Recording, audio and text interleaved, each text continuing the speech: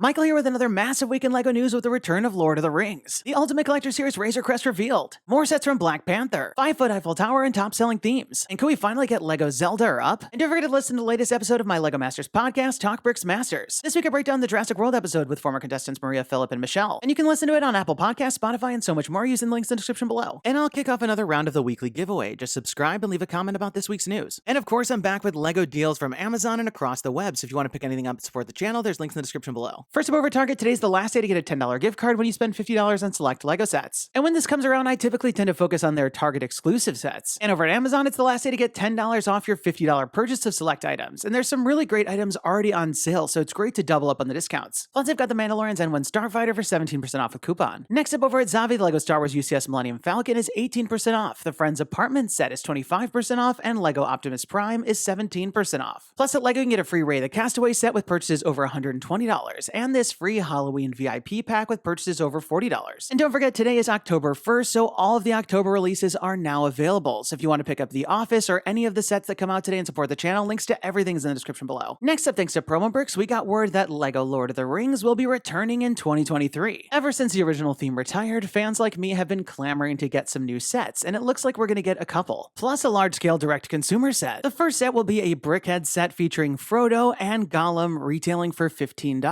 The set will likely include one regular brickhead and one smaller brickhead like we've seen from some previous licensed themes, and I think the characters are great choices. The other set is a standard 2-pack of brickheads featuring Gandalf and the Balrog, which is especially cool because we've never gotten it in LEGO form before. And this one will work more like a standard 2-pack just like we've seen in other licenses. But according to Stone Wars, we could also be getting a $500 direct consumer set. As for what the set could be, they even think it might be another Tower of War Thank like we got as a direct consumer previously. But I think perhaps even the more likely choice could be a large-scale Battle of Helm's Deep. And at $500, we could expect a large castle similar to the one that we got for the Lion Knight's castle this year. And another option Stone Wars is considering is a large-scale Rivendell set, which I think would be really exciting, as there was even a project at 10,000 supporters on LEGO Ideas for that. Overall, it sounds like some pretty exciting rumors for Lord of the Rings, but as always, we're gonna have to wait and see. Next up, this week we got the reveal of the long-rumored UCS Razor Crest. With 6,187 pieces, it'll retail for $600 starting on October 3rd for VIPs. The ship itself is stunning with all of its angled panels, and it's actually quite massive, measuring almost 2.5 feet long. The ship came together beautifully with all of its iconic details, from the large twin engines and twin guns, plus that large canopy at the top. And the set itself is permanently on its 3 landing gear. From the side, we can see the stripes as well as the opening side door. Plus, the large cargo hatch at the back can be lowered to load everything inside. And located at the very top, there's a removable escape pod, which you can load a minifigure inside of. You can remove the top to see the full interior. At the front, we've got the main cockpit with a spot for the Mandalorian and the child, and plenty of control panels. And just behind there, there's a door to a small cargo area. That entire section can be removed for play, and you gotta love this literal Easter egg. Now with that panel removed, you can access the sleeping quarters. The rear section of the ship has even more storage. On one side, there's a weapons rack complete with Boba Fett's armor. And next to that, there's another removable weapons cabinet. On the opposite side, there's a rack to hold the Mandalorian's bounties, completely frozen in carbonite. And next to that, there's a small holding cell. Also included is a build for the UCS style plaque with room to hold all the minifigures. While this plaque features a large sticker, the LEGO Star Wars designers have said for 2023, we're going to move to printed plaques like the LEGO Technic Ferrari that we got. For minifigures, first up, we've got the Mandalorian himself in his original armor. The design looks really nice with the updated printing on the arms, and the printing on the helmet is just so much better than anyone we've gotten before. Next up, we've got Grogu the child in its pram cradle, which looks really nice. Next, we've got a brand new head mold for the minifigure for Kuiil, and while many were thinking the head mold didn't look great, I think it looks pretty nice. Also included in this set is a brick-built Blurrg, which I think is a pretty effective build. And finally, we've got Mythrol, and while many think he needed a molded head, I think it looks pretty nice. The UCS Razor Crest is of course a stunning set and a masterful achievement in design, though at $600, it's not a cheap one. The original playstyle Razor Crest was only $140, but the two sets don't really compare, as this one really just takes it up so many notches. And if you're going to pick up this set when it comes out on October 3rd and you want to support the channel, there's links in the description below. Next up, today also was the reveal and release of the last Black Panther set, War on the Water. This set contains 545 pieces and retails for $89.99. And this set does include some spoilery characters that I tried to blur out, but if you want to avoid all spoilers, skip ahead. The new ship depicted in this set is the Royal Sea Leopard. And while of course a slightly simple design, it does have a nice sleek look, with some interesting engine detail on the side. The deck of the ship is completely open for play. At the back, there's a docking area for the 2 drones and spots for all sorts of tools. There's stud shooters on either side of the ship, and this jail cell well at the center. The design for the drones are of course reminiscent of the Dragon Flyer and feature 2 stud shooters. This set includes 5 minifigures, 4 of which are exclusive. First up, we've got our first M'Baku minifigure who looks awesome with that torso print and the hair colored in black. Next up, we've got a new version of Okoye with a detailed torso print and extra detail on the forehead. And the last non-spoilery figure is King Namor, and while not super accurate, it is super detailed. While I like many wish the set was just a little bit cheaper, I think it's a fun one. And if you want to pick it up and support the channel, there's a link in the description below. Next up, thanks to Stone Wars and Brick Clicker, we've got even more news of the upcoming massive Eiffel Tower set. This set is set to include 10,001 pieces and be around 5 feet tall, retailing for $680. And it's said you'll be able to pick it up in conjunction with Black Friday. The set itself sounds completely massive, as it would make it the biggest LEGO set ever, though the second largest in terms of piece count. It's also said at the same time there will be a gift with purchase featuring Eiffel's apartment from the top of the tower. At this size, I think it's going to be amazing to see in person, but I'm not sure I'm going to pick it up because I don't know if I'll have anywhere to put it. And I'm also wondering if there'll be any sort of features like an elevator that they might include. But as always, we're going to have to wait and see. Next up this week, we also got LEGO's financial results from the first half of the year, which reveals the top themes. It's of course no surprise to see LEGO Star Wars amongst the list, as it's always a hot seller, as well as other licensed themes like LEGO Harry Potter, which had a really great wave of sets this year. With the huge push towards 18+ sets over the last couple years, it's also not a surprise to see the LEGO Icons line, which had a lot of my favorites like the DeLorean this year. And in a similar vein, LEGO Technic is up there as well, which often has a lot of these more adult-oriented sets. And closing out the list, we've got 2 LEGO favorites in LEGO City and LEGO Friends, which makes a ton of sets as these are huge and core themes. And I'm curious to see which themes will top the list for the second half. Next up, this week we also got the reveal of the latest gift with purchase in Rey the Castaway. With 239 pieces, you can get the set free with a purchase of $120 from now until the 13th. The design for this promo looks really nice with all of its island detail, and I love how they were able to so faithfully capture the original submission that won this set the contest. At the center of the island, we've got the main house with its olive green leaves, which is super unique. The landscaping and detail around the water and sand look really nice, and as you'll even notice, it says